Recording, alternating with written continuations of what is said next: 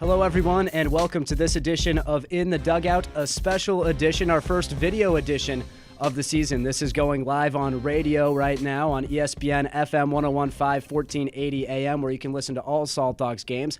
Also on Saltdogs social media, Lincoln Saltdogs on Facebook and at Saltdogsball on Twitter. So be sure to tune in on the other channels. And right now, I'm talking to Michael Tamburino. Mike, that was an outstanding start back on Sunday. You retired the first 18 batters you faced. That's 6 perfect innings. You were yanked with a no-hitter, 6 1/3. That's an outstanding start. How does that rank in terms of your career starts? How was that compared to the rest of your professional outings? For the first one, it's definitely been one of my better ones. I'm usually known to get off to a slow start in the beginning of the season, so to have a start like that, it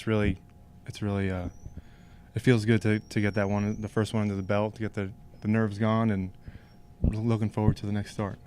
What were you doing right that let you get 18 straight outs? I think it was more of a command thing because I was working in and out, up and down. I think my total pitch count was 83 pitches. I threw 3 curveballs and 4 changeups. The rest were fastballs. So it was just, I was working with Whiting, going in and out. We were working from batter to batter. I had my command on. I think that's what got the job done. I was talking to pitching coach Dan Reichert, and he said one time he threw a shutout in the big leagues and didn't even realize it until the end. When did you realize that you were putting together something special on Sunday? I would say probably the 4th or 5th inning.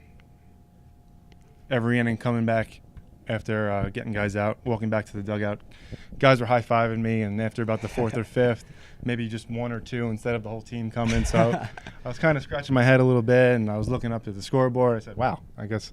And then I was talking to the catcher, Whiting, and I was going over the signs for a runner on second base and what we do, and I was thinking to myself, I really haven't been out of the stretch yet. So I was looking at the clipboard, and I saw Gordon was doing the clipboard, and he saw me looking at it. He kind of like stood in front of it to make me not realize. So all the superstitions were in play. Yeah, all the superstitions were in play. So it felt good. The whole team was kind of working for it. It was nice. And you left with the no-hitter intact. Were you arguing, trying to stay in there still?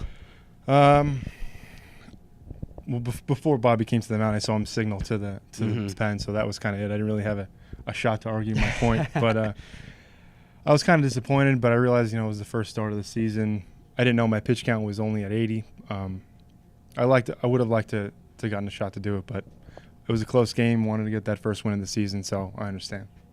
Well, let's just pick up where you left off on your next start then. How about that? I would like that. Yeah, maybe go 2 1/3 and get that. 2 2/3 and get that no-hitter. Yeah, we'll round up on it. So, Mike, last season you ended really well. You mentioned maybe some slow starts, but last season with Sussex County, I believe it was 9 straight quality starts to end the season. Does it feel like you've kind of continued that momentum into this year? Definitely. Last year was my first year as a full starter for the full year, so definitely grown in that sense, and I definitely feel more comfortable. I feel like I'm not a rookie anymore. I feel like I have control out there and just get the job done. We're talking to Saltdogs pitcher Mike Tamburino in the dugout, getting ready for 6:45 first pitch tonight. You can listen to this on radio and also check it out later on Saltdogs social media. Mike, you played your college ball at Division II Pace University. Then you had a few years break before you started your professional career. What was that like for you, having a couple years out of the game and then to jump back up into the professional level? It was tough. 2013, I had surgery in 2009 on my shoulder, so that gave me an extra year of eligibility. So I played until 2013. I was a 5th-year senior. After that year, I had Tommy John on my elbow. So after I was out of school, I didn't have a trainer. I went to PT maybe 2-3 times a week for the first couple months, and then after that, I was pretty much on my own. So it was tough being on your own. I found a Frontier League tryout in Ohio, maybe about a year after, maybe like the first or second time off the mound. I was maybe like 84, 85. No one was taking a look at me. So I was kind of discouraging, but then I found out one of my buddies told me about a league out in California in the winter. So I gave that a shot. It was like a month-long showcase. So I was out there in Palm Springs for a month, and that's where Bobby Jones saw me with the Sussex Miners. So I've been there for the last 2 years, and I got traded here this year. So it's been a long journey. How rewarding was it to keep your faith in your game and keep going, and now you're in your third professional season? It definitely feels good. I definitely didn't think I'd be here, dealing with 2 surgeries and, the little aches and pains that go along with the season. It's not easy, so I'm pretty grateful for everything. So, very nice.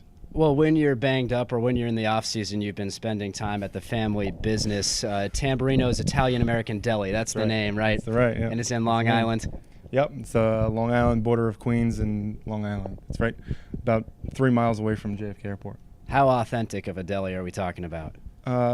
We deal with Italian import company, so we get some good stuff in there. It's a lot of old Italian guys coming in and getting some old products, so it's nice. What's your favorite sandwich that you make? My favorite sandwich would have to be, of course, the Tambi Special.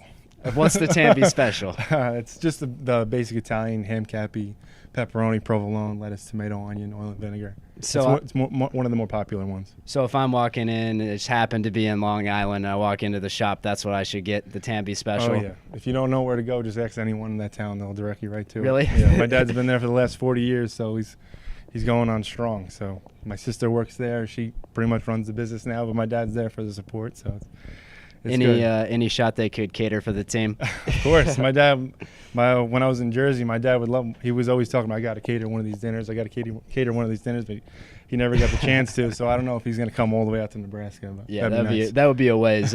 What separates a Tamburino sandwich from some sandwich I can just make myself? The size, for sure. Pound of meat big on sandwiches every sandwich. there. Yeah, 1 pound of meat. 1 pound of meat on each sandwich. Yep. So that's how they grow you to 6'4". Yeah, pretty much. Yeah, been eating them since I'm about 4 years old. So then, while we get you out on this, we'll cut the sandwich talk. Although we could go for a while on this, but we could talk about that all day. Mike, to get you out on Tuesday was an insane game. Had you been a part of a comeback like that, down 9 runs?